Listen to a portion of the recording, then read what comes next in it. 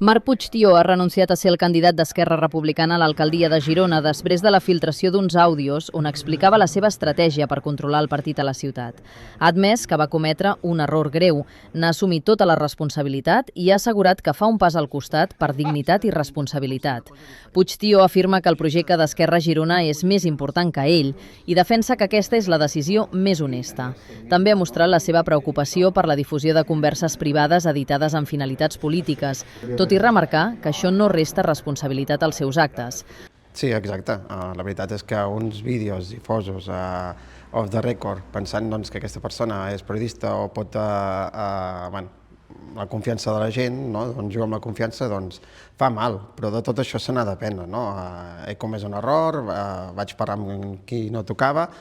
El fins ara alcaldable ha reiterat les disculpes a les persones que s'han sentit decebudes i assegura que continuarà treballant per Girona des d'on li correspongui. Després de la seva renúncia, Esquerra Republicana obrirà ara el procés per escollir un nou candidat a les eleccions municipals del 2027.